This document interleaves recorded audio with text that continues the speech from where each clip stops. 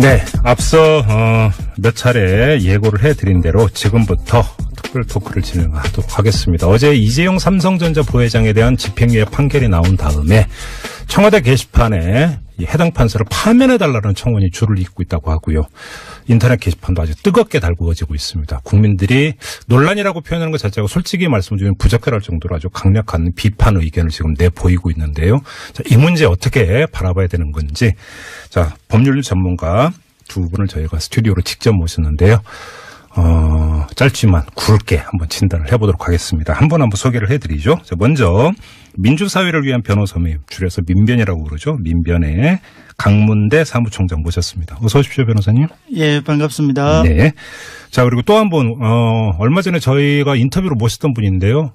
법원의 블랙리스트가 아니라 칼라리스트라고 그때 제가 인터뷰 때 말씀드린 적이 있습니다. 그때 청색 판사로 분류되셨던, 지금 판사 이제 법복은 벗으셨고요. 변호사 활동을 하고 계시는 윤나리 변호사 모셨습니다. 어서 오십시오. 안녕하십니까. 네.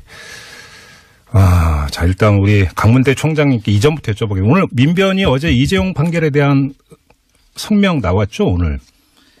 민변의 입장 총평은 어떤 겁니까?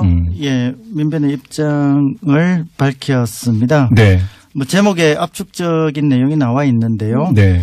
피고인 이재용 등에 대한 서울고등법원 항소심 판결은 재벌 비호를 위해 법치주의를 훼손한 부정의한 판결이다. 네.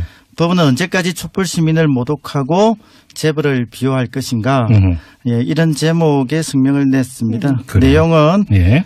항소심 법원이 제기한 여러 가지 법리적 논거들에 네. 대해서 일일이 다 반박을 했는데요. 네. 가장 크게는 경영승계 현안이 존재하지 않는다라고 하는 것에 대해서 강력한 비판을 했고요. 네. 압축적으로 말씀드리면 그 재판부 외에 온 국민이 다 알고 있는 거 아닌가, 뭐 이런 비판을 했습니다. 알겠습니다. 네, 그런 내용을 발표했습니다. 윤나리 변호사님은 어떻게 평가를 하세요, 어제 판결을? 저도 국민들처럼 충격이었는데요. 네. 특히 국민들께서 너무 경악하시고 놀라셨을 거라고 생각합니다. 저는 이 판결이 대법원까지 끝까지 지켜봐야 된다고 생각을 하고 있어요. 왜냐하면 이 판결이 이제 법리적인 부분에서도 사실 인정이나 법리적인 부분에서도 네. 저는 제 입장에 법률가 입장에서 납득하지 못할 부분이 많지만 네. 양형은 서로 그런 판단을 했다 하더라도 양형 부분에 있어서는 정말 납득할 수가 없거든요. 현재 지금 제가 이제 나와서 보면 네. 뭐 요즘 뇌물죄나 횡령죄에 대한 양형들이 엄청 높아졌어요. 뭐 뇌물 1년이면 징역 10년도 선고받고 막 그러거든요. 그래요? 네. 그리고 삼성에서 이제 돈을 횡령을 36억을 했다는데 삼성의 제1대 주주는 저희 알다시피 국민연금이지 않습니까? 네. 저희 즉 국민들이죠. 그렇죠. 국민들 돈을 36억을 횡령했는데 아무리 그 횡령 금액을 다 갚았다 하더라도 집행유예 납득이 안 되죠. 그러니까요. 지금 박근혜 최순실 게이트에 등장하는 인물 가운데 한 명인 박채윤 씨인가 그 의사 부인. 네. 이분도 뭐 뇌물 몇 천만 원 줬다고 해서 지금 징역 1년 실형 선고받고 지금 복역 중이잖아요. 네. 근데 36억은 집행유예라니까 그걸 납득할 국민이 누가 있을까? 뭐 여기서 당연히 뭐 이런 이야기가 따라 붙고 이러다 보니까 논란을 넘어서 비판이 지금 계속 물결처럼 이어지고 있는 것 아니겠습니까? 네. 그래서 이거에 대해서 어제 판결에 대해서 조목조목 여기서 짚을 이유는 지금 두 분의 어떤 총평이 똑같기 때문에 짚을 이유는 없다고 생각하고요. 바로 다음 이야기로 좀 넘어갔으면 좋겠는데 저는 이 점을 여쭤보고 싶어요. 이게 오심이냐, 다시 말해 판단착오에 의한 판결이냐, 아니면 어떤 정치적인 고려가 있었던 내지 눈치 보기 판결이냐, 이 성격을 분명히 해야 될 것 같은데 윤나리 변호사님 어떻게 생각하세요? 너무 난처한 질문인가요? 저는 그거는 아닐 것 같습니다. 눈치 보기 판결은 아니다. 누구의 눈치를 본다는, 삼성의 눈치를 본다는 그럴 수도 건가요? 있겠죠. 일단 현 정권이나 현 대법원장님의 눈치를 보는 판결은 확실히 안 될 테고요. 네. 본다면 삼성의 눈치를 볼 수 있는데 저는 그럴 가능성 별로 없을 것 같고요. 네. 원래 그분의 성향이 보수적이었을 것 같습니다. 그래요? 잘 모르는 분인데요. 그랬을 것 같고, 네. 그분이 보는 시각이 정경유착이 아니고, 그냥 박근혜 전 대통령으로부터 겁박받은 네. 재벌 3세, 피해자인 재벌 3세다. 이렇게 불쌍하게 보신 거 아닙니까? 그렇죠. 네, 결론은 네, 그렇죠. 네. 이재용 부회장 아주 불쌍하게 네, 아주 본 불쌍하게 보신. 그러니까 아무것도 모르는데 곱게 자랐는데 대통령한테 겁박당해가지고 어쩔 수 없이 뇌물을 줄 수밖에 없었던. 연민이 깔려 있는 겁니까 여기에 이재용 씨에 대해서? 그런 게 좀 있지 않나요? 저도 법원의 소신 판결이라고 봅니다. 다만 그래요? 소신의 내용과 방향이 국민의 상식과 네. 너무 동떨어져 있다는 것이 좀 문제라고 생각을 하는데요. 그래요? 그 소신에 의한 특정한 의도 그것이 노골적으로 드러나 있는 판결이라고 보이고 네. 그 의도에 맞춘 논리의 비틀기 사실의 호도 네. 이런 것들이 거칠게 다 드러나 있는 네. 그런 판결이라고 생각을 합니다. 자, 근데 그러면 두 분의 말씀을 듣다 보니까 성향, 소신 이런 그 진단을 하셨는데 저는 좀 의아한 게 저는 그 법 근처에도 못 가본 사람이지만 주어들은 풍월에 따르면 법관은 오로지 법률과 양심에 따라 판결한다 이렇게 돼 있지 않습니까? 그러면 그거는 양심의 영역에 들어가는 겁니까? 그렇겠죠. 그래요? 그 법관 보통 책의 교과서에 보면 그 양심이라는 건 법관을 해서 양심이다 이러면서 그렇죠. 네. 예를 들자면 이런 식으로 설명을 하거든요. 내 양심으로는 사람을 죽이는 것은 어떤 경우에도 안 되지만 법률에 사형이라는 제도가 있기 때문에 필요하다면 나의 개인적 양심에 반해서 법관의 양심에서는 사형 선고를 할 수 있다. 이런 그 법관으로서의 네. 양심을 얘기하는데 저는 그런 건 없다고 생각하고요. 그냥 예. 그 사람의 양심입니다. 예. 법관으로 양심 따라 했고 사람으로서 양심 따라 했고 그렇지 않다고 생각하고요. 그냥 그분의 성향이고 양심에 따라서 했다고 생각하고 있습니다. 법관이 법률과 양심에 의해서 재판을 한다고 할 때 그 네. 양심의 성격과 내용에 대해서는 사실 학설적으로도 여러 가지 논란이 많이 있습니다. 다만 제가 너무 복잡한 얘기를 했네요. 네. 간단히 말씀드리면 어쨌든 법관의 권한이라는 것도 네. 국민에게서 위임을 받은 것입니다. 네. 그래서 자기 소신이나 자기 양심이라고 무조건 주장할 것은 아니고 국민의 상식과 네. 국민을 위한 기본 이익에 비추어서 성찰하는 과정이 반드시 필요합니다. 네. 그런 과정이 없이 오랜 세월을 지나오다 보면 네. 국민들의 상식과 괴리되는 판단을 자기의 양식과 소신이라고 이렇게 가지게 되는 것이 아닌가 생각하고 저런 것들이 대단히 좀 위험하다. 그래요. 국민적 통제의 범위 속에 법원의 판단도 재판도 좀 포함이 되어야 된다라고 생각을 합니다. 지금 말씀하셨으니까 강문태 사무처장님께 좀 추가 질문을 드리겠는데 앞서서 민변에 오늘 발표한 성명 내용도 이런 게 나오면 촛불 정신을 못 하겠다 이런 그 대목이 나온다는 거 아니겠습니까? 그러면 법관이 그러니까 지금 그 이재용 부회장에 대한 재판 같은 경우는 사실은 박근혜 최순실 게이트의 하나의 가지 아니겠습니까? 그리고 바로 이 박근혜 최순실 게이트에 대해서 1000만이 넘는 연유는 1000만이 넘는 시민들이 촛불을 들었고 그래서 대통령 탄핵까지 갔던 거잖아요.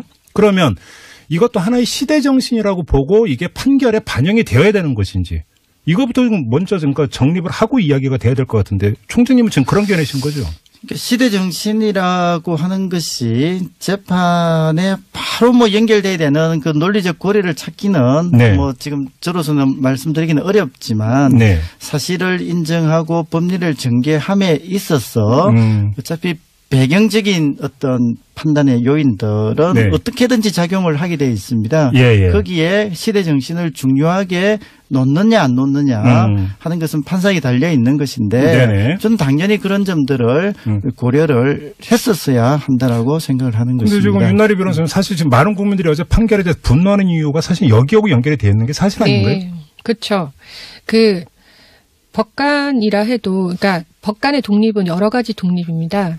그 정치권으로의 독립, 경제적 그런 큰 네. 삼성이나 이런 데로부터의 독립, 그리고 법원 내부에서의 독립, 네. 그리고 또 현대사에서 중요한 것은 사실 여론으로부터의 독립이 그렇죠. 있거든요. 근데 예. 아직도 많은 판사들이 여론으로부터의 독립이라는 미명하에 어차피 보통 사람들을 모르잖아요. 기록도 안 봤으면서.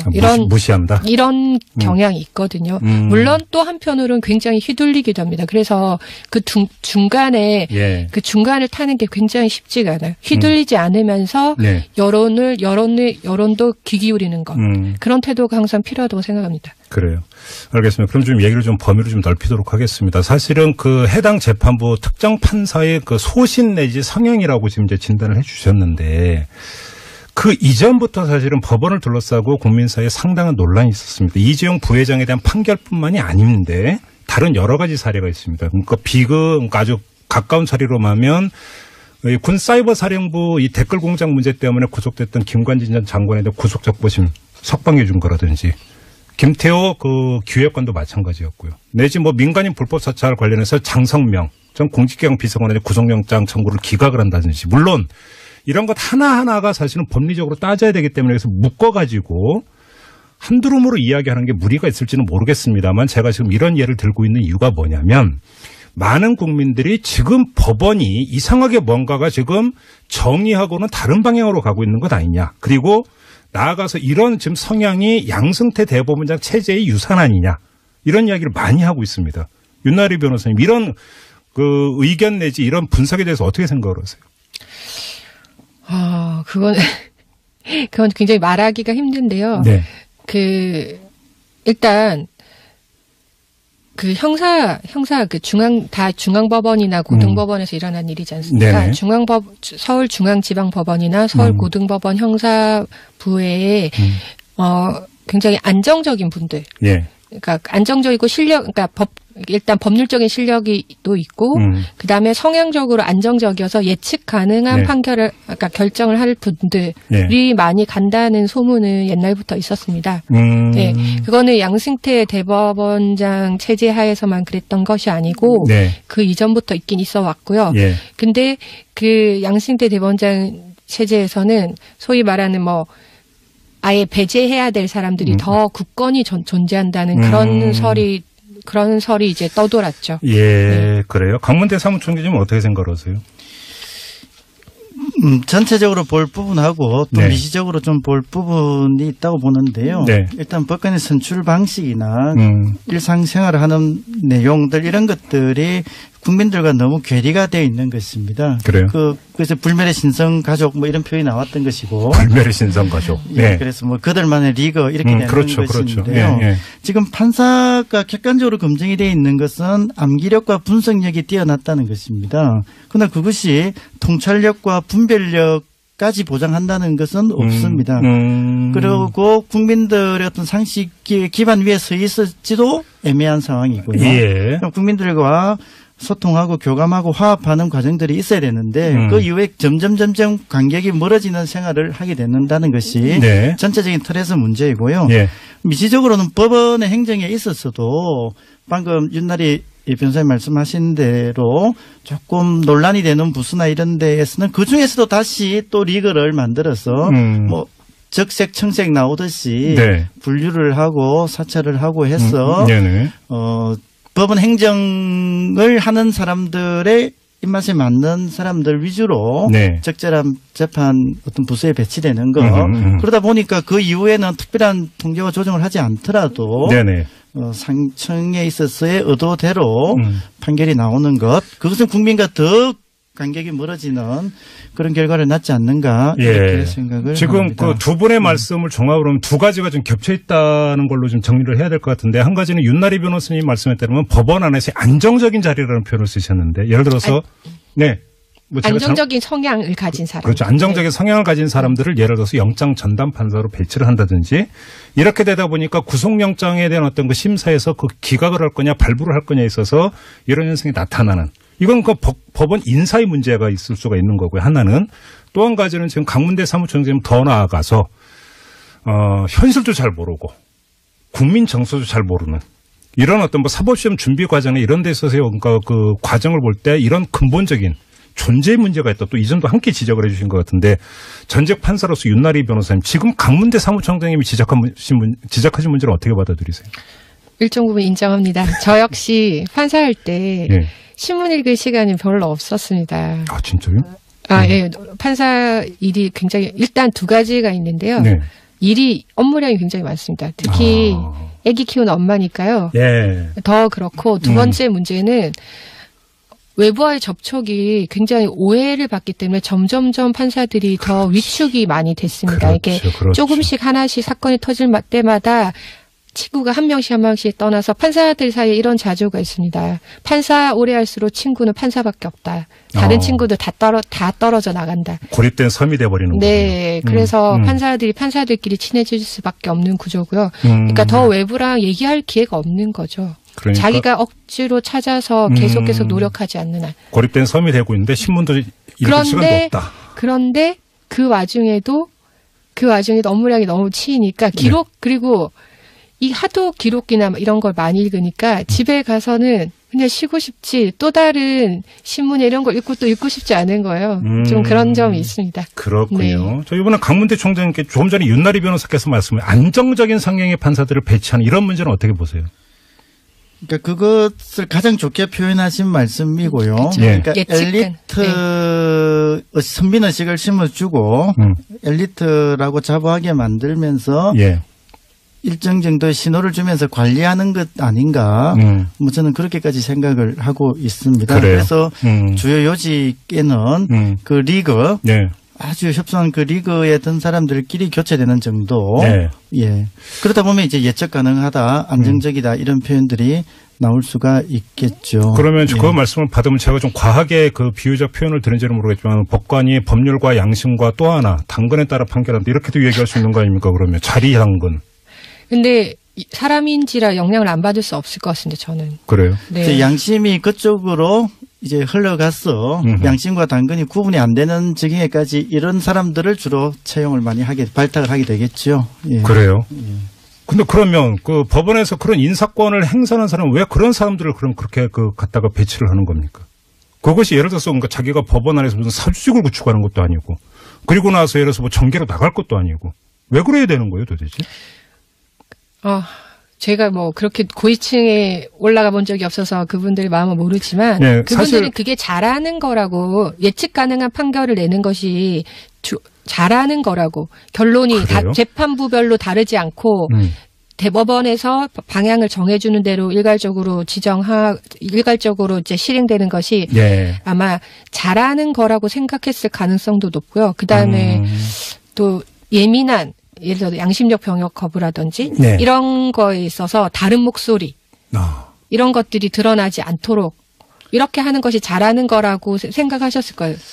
그렇죠. 말하면 뭐 이제 증거에서 드러났으니까 저희들이 예상은 했지만 그래도 차마 말로 하기는 어려웠던 청와대를 눈치를 보여야 된다든지 이상한 판결이 나오면 뭐 권력자에게 관계가 좀 서먹해진다든지 뭐 이런 여러 가지 문제 속에서 정권의 어떤 향방과 방향에 따라서 그런 판결을 더 잘할 사람들 위주로 자리가 배치가 되는 그런 점도 분명히 있겠죠. 그래서 사실은 이 지금 그 두 분이 말씀하시는 그 맥락에서 일전에 윤나리 변호사님 모시고 저희가 인터뷰를 했던 그 주제 바로 어떤 판사의 성향을 분류한 것 아니냐라고는 의혹 사건이 사실은 터진 것 이렇게 볼 수 있는 것 아니겠습니까? 정리를 하자면. 그렇죠. 예, 그렇습니다. 짐작했던 것들이 현실로 드러난 것이다. 그래서 그렇게 판사들의 성향을 분석을 해서 이른바 안정적인 성향을 갖고 있는 사람들을 법원의 중요한 자리에 갖다가 배치를 한 결과가 이런 판결이다. 라고 일단 중간 결론을 내려도 되는 겁니까? 저는 그렇게 생각을 합니다. 알겠습니다. 지금 많은 분들이 계속 문자로 지금 분노의 문자를 계속 보내주고 계시는데 다시 그 이재용 부회장에 대한 판결로 돌아가서 많은 분들이 어떤 걸 지금 그러니까 그 분노하고 있냐면 우리 법원은 왜 이렇게 유독 재벌에 약하느냐 이 문제도 지금 계속 문자가 올라오고 있습니다. 이른바 355 법칙이라고 하는 게 이건 법원 입장에서 정말 불명예스러운 치욕스러운 별명 아닙니까? 왜 이런 현상이 나타나는 겁니까? 비싼 변호사를 써서 그럴까요? 비싼 변호사? 진짜 저도 잘 모르겠습니다. 연수원 때 십몇 년 전인데 연수원 교수님이 이제 저희가 양형 토론을 하면서 강도가 있고 집에 들어가서 막 물건 훔치고 이런 강도가 있고 그 다음에 그 재벌이 무슨 횡령한 화이트 칼라 범죄에서 양형을 어떻게 해야 되냐 이렇게 토론을 하는데 뭐 젊은 사람들이니까 화이트 칼라 범죄도 중형을 내려야 된다 이렇게 얘기했더니 교수님이 그러시더라고요. 너희 집에 강도가 들어온다 생각해봐라. 화이트 칼라 범죄는 피해자가 별로 없지 않냐 이렇게 얘기를 하시는 거예요. 교수님이요? 네. 근데 사법연수원 교수님은 현직 부장판사거든요. 혹시 그 학생들을 시험에 들게 하기 위해서 일부러 그냥 던진 말이 아니고? 아닙니다. 본인의 소신이 그렇다고? 네, 그러신 거죠. 그래서, 그래서 이제, 그런, 그 분들은 일단 그런 생각이 있으신 것 같아요. 그런 강력 범죄랑 화이트 칼라 범죄는 좀 영역이 다르다라는 기본적인 생각이 있었던 것 같고. 근데 사실 그럼에도 불구하고 많이 바뀌었거든요. 그래서 재벌 총수들이 실형을 많이 선고받았지 않습니까, 최근에? 그렇죠. 요 몇 년 사이에 많이 받았거든요. 네. 근데 다시 또 이런 회귀 현상인 거죠. 그렇죠. 이번 1심 판결이 났을 때 형량이 5년으로 정해졌을 때 항소심에서 혹시 사무법칙이 재현되는 거 아니냐 했을 때 저희들은 그 말은 정말 믿지 않았습니다. 저희가 설마 그럴 리는 없다라고 생각을 바로 1심 판결 난 날 저희가 인터뷰했는데 바로 그 얘기가 나왔어요. 징역 5년이면 항소심 가면 이게 형량이 깎이면서 3년에 징역 5년 나올 가능성도 배제할 수 없습니다라고 하는 답변이 나와서 에이 설마 그럴까. 그렇죠. 이번에는 사무법칙은 아니었죠. 그것보다 조금 더 깎아줬어요. 네. 2.5에 4년이니까. 그것을 피하기 위한 여러 가지 장치들을 한 것이 아닌가 하는 생각이 왜 이렇게 들었습니다. 한없이 재벌이 약하다고 왜 그렇다고 생각하세요? 뭐 성공 신화에 대한 거기에 대한 경도되는 점도 있는 것 같고요. 자본의 힘에 대한 존중도 있는 것 같고 또 일상의 친구나 친인척이나 이런 분들이 주로 경영자 위주로 가 많이 있을 가능성이 많습니다. 판사 친구 중에 노동자 아마 잘 연상이 잘 안 되는 그런 상황인데요. 뭐 그런 것들 속에 일상적으로 접해 있다 보니 특히 재벌 큰 힘 이런 것들에 대한 숭배 내지는 인정 유화책 뭐 이런 것들이 나오는 것이 아닌가 하는 생각을 하게 됩니다. 애청자 한 분이 저한테 문자 보내주셨는데요. 그 삼성 법무팀에 지금 전직 판사가 몇 명인지 누구인지 한번 살펴봐라 이렇게 지금 저한테 이런 문자를 보내주셨습니다. 왜 이런 문자를 보내주셨냐면 바로 이런 어떤 인적인 좋게 표현해서 네트워크, 커넥션 이런 것들 일정하게 영향을 미치고 있다고 봐야 되는 겁니까? 어떻습니까? 윤나진 선생. 요즘 같은 분위기에 그러기는 진짜 쉽지는 않을 것 같고요. 요즘 같은 분위기에 쉽지는 않을 것 같지만 그 태평양을 선임하지 않았습니까? 그 이재용 부회장이. 네, 이재용 부회장이 태평양을 선임했는데 거기 아마 메인 변호사들이 거의 법원 출신들로 이렇게 쭉 짜여졌을 겁니다. 그런가요? 그리고 그분들이 거의 밤새면서 계속 법리 검토라 이런 걸 하면서 판사들이 어느 포인트에 약한지 그런 것들을 늘 고민하면서 하지 않겠습니까? 판사 마음은 판사가 아니까. 전직 판사로서 본인들이 재판장 할 때 어떤 포인트에 약하고 이 판사는 이런 그런 가능성이 저는 많을 것 같습니다. 그런 점도 있을 것 같고 또 뭐 청취자의 뭐 질문 내용과 관련해서 말씀드리면 뭐 직접적으로 어떻게 했다 이런 것까지 너무 상상하고 싶지는 않고요. 다만 나랑 비슷한 유형의 사람들, 나의 친구였던 사람들, 내가 언젠가는 돌아갈 수도 있는 어떤 로펌의 변호사들이 하고 있는 일에 대해서 조금 더 정서적으로 우호적으로 기본적으로 뭐 그렇게 될 여지는 부인하기가 조금 어렵겠죠. 그런 점들이 기본적인 배경으로 작용하지 않을까 싶습니다.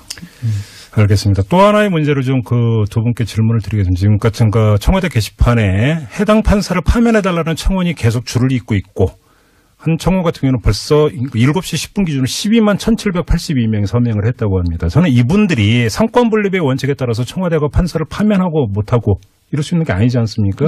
그걸 몰라서 저는 청원하고 있다고 생각하지 않습니다. 다만 이런 또 하나의 형식적인 이벤트를 통해서 국민들의 의견을 표출하고 있는 것 이렇게 해석을 하면 될 것 같은데 바로 여기서 이제 설명했다는 질문이 국민이 볼 땐 내지 내가 볼 때 도저히 납득할 수 없는 판결에 대해서 법원 판결에 대해서도 국민이 표현을 할 수 있는 것 아니겠습니까? 당연히 권리가 있고. 당연히 그럴 수 있죠. 그렇죠. 그 특정 그러면 그 판결을 내린 판사에 대해서 여론의 광장에서 공개적으로 그러니까 비판하고 나서 공격하는 것도 타당한 것입니까? 그렇죠. 저는 그건 다르게 봅니다. 왜요? 그 판결에 대해서는 얼마든지 그건 이미 공적 영역이고 판결은 공적인 것이기 때문에 얼마든지 비판하고 할 수 있는데 그 판사 개인에 대한 공격, 그 무슨 마음에 들지 않으면 그 판사 개인의 뭐 신상 털기를 해서 공격하고 이러는 것은 사실 좀 부적절하다고 생각하고 그것 것도 사실은 법관의 독립을 상당히 해하는 것이거든요. 네네. 무서워서 판결을 그래요. 그런데 할 이제 수가 없죠. 판사도 아까 말씀드렸지만 국민의 비판 영역 속에 들어와야 되는 것이고, 예. 근데 신상털기라는 것도 나누어서 생각을 해봐야 될 것 같습니다. 네네. 그분이 아주 사적인 뭐 재판과 아무런 관계 없는 것을 그렇죠. 이 재판과 무리하게 연관시킨다는 것은 당연히 안 되겠지만, 네. 그 특정 판사가 과거에 해온 판결을 분석한다든지, 그렇죠. 어떤 자리를 이동해 왔다든지, 지금 그 재판부에 가게 된 경위가 어떻게 됐다든지 네네. 그에 대해서 의문을 가지고 추론을 하고 네. 의견을 개진하고 하는 것들은 공적 감시와 비판의 영역에 네. 속한다고. 저도 그거는 맞습니다. 그거는 동의합니다. 네. 그렇죠. 그냥 다만 이제 어떤 프라이버시 영역에 들어갈 수 있는 그런 것까지 해가지고 거론하는 것은 문제가 있으나 이 판사가 그러니까 그럼 이전에 어떤 판결이 어떤 것이었었는지 이런 것들도 이 사람의 뭐 소신이든 성향이든 이런 것들을 분석을 하고 그래서 이런 게 결국은 판결에 영향을 미친 것 아니냐. 근데 당신의 성향이 잘못됐소. 내지 판결이 잘못됐소. 이건 국민의 권리 아니냐. 그거는 당연히 할 수 있는 일이라고 생각합니다. 판결을 분석해 봤을 때 어떤 점에 대해서는 뭐 여든 야든 진보든 보수든 노동자든 자본가든 일관된 어떤 법리를 계속적으로 견지를 하고 있다면 뭐 이런 인정할 바가 있었겠지만 그것이 상황에 따라서 어떨 때는 엄격한 법리를 적용하고 어떨 때는 완화된 법리를 적용하고 이런 식으로 가는 흐름을 추적할 수 하고 발견이 된다면 그에 대한 이유를 캐묻고 비판하고 하는 것은 당연히 가능하다고 생각을 합니다. 알겠습니다. 이제 시간이 벌써 다 돼가지고 마무리를 해야 될 것 같은데요. 이 마무리 질문은 이걸로 드리는 게 맞을 것 같습니다. 앞서 윤나리 변호사께서 어떤 말씀을 하시냐면 대법원 판결까지 볼 필요가 있다라는 말씀을 하셨는데 이런 표현에는 어제 있었던 그 항소심의 판결이 대법원에 가서 뒤집힐 가능성도 충분히 있다. 이런 말씀이신가요? 저는 가능성이 있다고 봅니다. 대법원에서 그래요? 치열하게 공방이 이루어지지 않을까. 왜냐하면 이 사건은 법리적인 쟁점이 굉장히 많습니다. 특히 이번에 항소심에서 형이 대폭 깎였던 이유 중에 하나가 국외재산 도피라는 게 있는데요.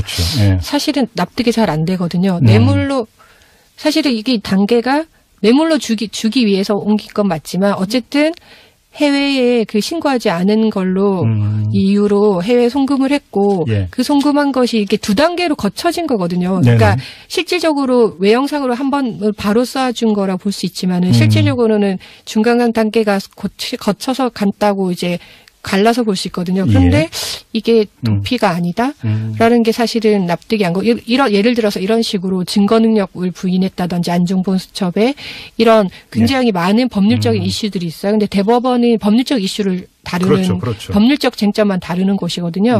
그렇기 때문에 그리고 이렇게 국민적인 관심사하지 않습니까? 당연히 전원합의체로 갈 거라 생각하고 많은 공방이 전 예상됩니다. 알겠습니다. 민변의 강문대 사무처장님 어떻게 전망하세요? 법리적으로 방금 윤 변호사님 말씀하셨지만 아까 말씀드렸던 지금 현재 경영승계 현안이 존재하지 않는다 이런 판단들은 도저히 납득하기가 어렵습니다. 대법원에서 반드시 바로잡힐 것이라고 생각을 합니다. 알겠습니다. 하지만 잠시나마 어제 이재용 부회장에 대한 집행유예 판결로 이 논란이 불거지고 내지 국민적 비판에 봉착했던 법원의 현 주소를 짚어보는 시간 짧지만 굵게 가져봤습니다. 귀한 시간을 내주신 두 분 감사드리고요. 자, 판사 출신의 윤나리 변호사 함께하셨고요. 고맙습니다. 감사합니다. 그리고 민변의 강문대 사무총장 수고하셨습니다. 고맙습니다. 감사합니다. 고요. 본다면 삼성의 눈치를 볼 수 있는데 저는 그럴 가능성은 별로 없을 것 같고요. 원래 그분의 성향이 그 보수적이었을 것 같습니다. 그래요? 잘 모르는 분인데요. 그랬을 것 같고 그분이 보는 시각이 정경유착이 아니고 그냥 박근혜 전 대통령으로부터 겁박받은 재벌 3세 피해자인 재벌 3세다. 이렇게 불쌍하게 보신 거 아닙니까? 그렇죠. 결론은 그렇죠. 이재용 부회장 아주 불쌍하게 아주 본 거죠. 불쌍하게 보신, 그러니까 아무것도 모르는데 곱게 자랐는데 대통령한테 겁박당해가지고 어쩔 수 없이 뇌물을 줄 수밖에 없었던. 연민이 깔려 있는 겁니까 여기에 이재용 씨에 대해서? 그런 게 좀 있지 않나요? 저도 법원의 소신 판결이라고 봅니다. 다만 소신의 내용과 방향이 국민의 상식과 너무 동떨어져 있다는 것이 좀 문제라고 생각을 하는데요. 그 소신에 의한 특정한 의도 그것이 노골적으로 드러나 있는 판결이라고 보이고 네. 그 의도에 맞춘 논리의 비틀기, 사실의 호도 네. 이런 것들이 거칠게 다 드러나 있는 네. 그런 판결이라고 생각을 합니다. 자, 근데 그러면 두 분의 말씀을 듣다 보니까 성향, 소신 이런 그 진단을 하셨는데 저는 좀 의아한 게 저는 그 법 근처에도 못 가본 사람이지만 주어들은 풍월에 따르면 법관은 오로지 법률과 양심에 따라 판결한다 이렇게 돼 있지 않습니까? 그러면 그거는 양심의 영역에 들어가는 겁니까? 그렇겠죠. 그래요? 그 법관 보통 책의 교과서에 보면 그 양심이라는 건 법관을 해서 양심이다. 이러면서 그렇죠.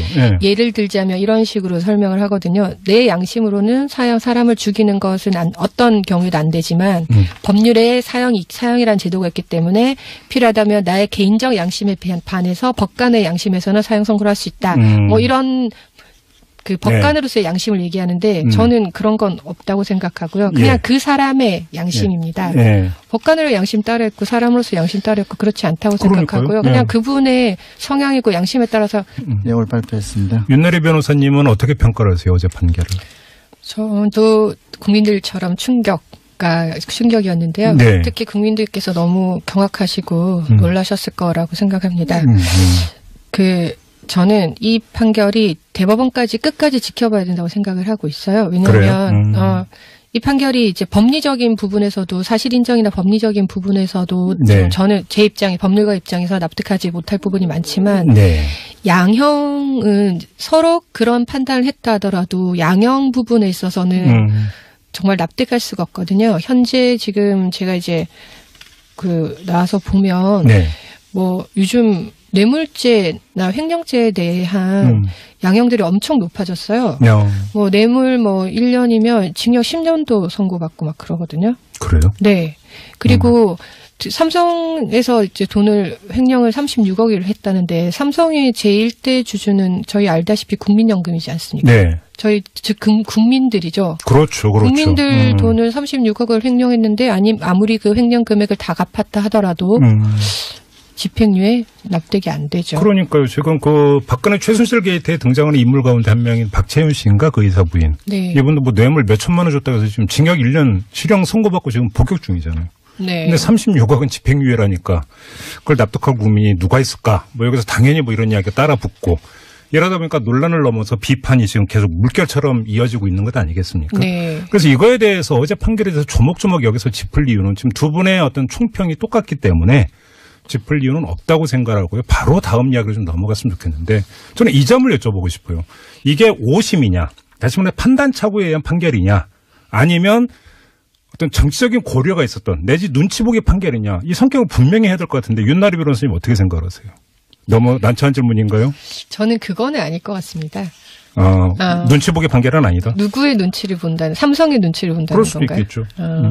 일단 현 정권이나 현 대법원장님의 눈치를 보는 판결은 확실히 안 했다고 생각하고 있습니다.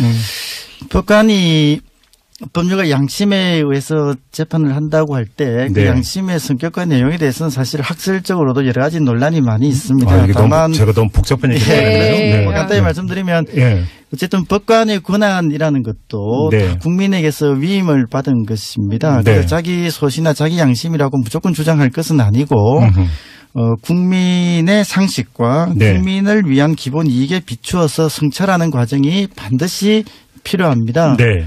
그런 과정이 없이 오랜 세월을 지나오다 보면 국민들의 상식과 괴리되는 판단을 자기의 양식과 소신이라고 이렇게 가지게 되는 것이 아닌가 생각하고 저런 것들이 대단히 좀 위험하다. 그래요. 국민적 통제의 범위 속에 법원의 판단도 재판도 좀 포함이 되어야 된다라고 생각을 합니다. 지금 말씀하셨으니까 강문태 사무처장님께 좀 추가 질문을 드리겠는데 앞서서 민변에 오늘 발표한 성명 내용도 이런 게 나오면 촛불 정신을 못 하겠다 이런 대목이 나온다는 거 아니겠습니까? 그러면 법관이 그러니까 지금 이재용 부회장에 대한 재판 같은 경우는 사실은 박근혜 최순실 게이트의 하나의 가지 아니겠습니까? 그리고 바로 이 박근혜 최순실 게이트에 대해서 연유는 1000만이 넘는 시민들이 촛불을 들었고 그래서 대통령 탄핵까지 갔던 거잖아요. 그러면 이것도 하나의 시대 정신이라고 보고 이게 판결에 반영이 되어야 되는 것인지 이거부터 먼저 그러니까 정립을 하고 이야기가 돼야 될 것 같은데 총장님은 지금 그런 견해신 거죠? 시대 정신이라고 하는 것이 재판에 바로 뭐 연결돼야 되는 그 논리적 고리를 찾기는 네. 뭐 지금 저로서는 말씀드리기는 어렵지만 네. 사실을 인정하고 법리를 전개함에 있어서 어차피 배경적인 어떤 판단의 요인들은 네. 어떻게든지 작용을 하게 되어 있습니다. 예. 거기에 시대 정신을 중요하게 놓느냐 안 놓느냐 하는 것은 판사에 달려 있는 것인데 네네. 저는 당연히 그런 점들을 고려를 했었어야 한다라고 생각을 하는 것입니다. 그런데 지금 윤나리 변호사는 사실 지금 많은 국민들이 어제 판결에 대해서 분노하는 이유가 사실 여기하고 연결이 되어 있는 게 사실 아닌가요? 네. 그렇죠. 그 법관이라 해도 그러니까 법관의 독립은 여러 가지 독립입니다. 그 정치권으로의 독립, 경제적 그런 큰 네. 삼성이나 이런 데로부터의 독립, 그리고 법원 내부에서의 독립, 네. 그리고 또 현대사에서 중요한 것은 사실 여론으로부터의 독립이 그렇죠. 있거든요. 근데 예. 아직도 많은 판사들이 여론으로부터의 독립이라는 미명하에 어차피 보통 사람들을 모르잖아요. 기록도 안 봤으면서. 무시한다? 이런 경향이 있거든요. 물론 또 한편으로는 굉장히 휘둘리기도 합니다. 그래서 그 중간에, 예. 그 중간을 타는 게 굉장히 쉽지가 않아요. 휘둘리지 않으면서 네. 여론도 귀 기울이는 것. 그런 태도가 항상 필요하다고 생각합니다. 그래요. 알겠습니다. 그럼 좀 얘기를 좀 범위를 좀 넓히도록 하겠습니다. 사실은 그 해당 재판부 특정 판사의 그 소신 내지 성향이라고 지금 이제 진단을 해 주셨는데 그 이전부터 사실은 법원을 둘러싸고 국민 사이에 상당한 논란이 있었습니다. 이재용 부회장에 대한 판결뿐만이 아닌데 다른 여러 가지 사례가 있습니다. 그러니까 아주 가까운 사례로 하면 군 사이버 사령부 이 댓글 공작 문제 때문에 구속됐던 김관진 전 장관에 대한 구속적부심 석방해 준 거라든지 김태호 그 기획관도 마찬가지였고요. 내지 뭐 민간인 불법 사찰 관련해서 장성명 전 공직기강 비서관의 구속영장 청구를 기각을 한다든지 물론 이런 것 하나하나가 사실은 법리적으로 따져야 되기 때문에 그래서 묶어가지고 한두름으로 이야기하는 게 무리가 있을지는 모르겠습니다만 제가 지금 이런 예를 들고 있는 이유가 뭐냐면 많은 국민들이 지금 법원이 이상하게 뭔가가 지금 정의하고는 다른 방향으로 가고 있는 것 아니냐. 그리고 나아가서 이런 지금 성향이 양승태 대법원장 체제의 유산 아니냐. 이런 이야기를 많이 하고 있습니다. 윤나리 변호사님 이런 그 의견 내지 이런 분석에 대해서 어떻게 생각을 하세요? 그건 굉장히 말하기가 힘든데요. 네. 일단, 그 중앙법원이나 고등법원에서 일어난 일이지 않습니까? 네. 앞서, 몇 차례 예고를 해드린 대로 지금부터 특별 토크를 진행하도록 하겠습니다. 어제 이재용 삼성전자 부회장에 대한 집행유예 판결이 나온 다음에 청와대 게시판에 해당 판사를 파면해달라는 청원이 줄을 잇고 있다고 하고요.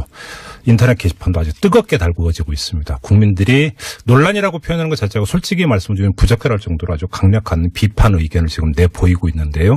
자, 이 문제 어떻게 바라봐야 되는 건지 자, 법률 전문가 두 분을 저희가 스튜디오로 직접 모셨는데요. 짧지만 굵게 한번 진단을 해보도록 하겠습니다. 한 분 한번 소개를 해드리죠. 자, 먼저 민주사회를 위한 변호사님, 줄여서 민변이라고 그러죠. 민변의 강문대 사무총장 모셨습니다. 어서 오십시오, 변호사님. 예, 반갑습니다. 네. 자, 그리고 또 한 분, 얼마 전에 저희가 인터뷰로 모셨던 분인데요. 법원의 블랙리스트가 아니라 칼라리스트라고 그때 제가 인터뷰 때 말씀드린 적이 있었는데 그때 청색 판사로 분류되셨던 지금 판사 이제 법복은 벗으셨고요. 변호사 활동을 하고 계시는 윤나리 변호사 모셨습니다. 어서 오십시오. 안녕하십니까. 네. 자, 일단 우리 강문대 총장님께 이전부터 여쭤보겠습니다. 오늘 민변이 어제 이재용 판결에 대한 성명 나왔죠, 오늘. 민변의 입장 총평은 어떤 겁니까? 예, 민변의 입장을 밝혔습니다. 네. 뭐 제목에 압축적인 내용이 나와 있는데요. 네. 피고인 이재용 등에 대한 서울고등법원 항소심 판결은 재벌 비호를 위해 법치주의를 훼손한 부정의한 판결이다. 네. 법원은 언제까지 촛불 시민을 모독하고 재벌을 비호할 것인가? 예, 이런 제목의 성명을 냈습니다. 내용은 예. 항소심 법원이 제기한 여러 가지 법리적 논거들에 네. 대해서 일일이 다 반박을 했는데요. 네. 가장 크게는 경영승계 현안이 존재하지 않는다라고 하는 것에 대해서 강력한 비판을 했고요. 네. 압축적으로 말씀드리면 그 재판부 외에 온 국민이 다 알고 있는 거 아닌가 뭐 이런 비판을 했습니다. 알겠습니다. 네, 그런 내용을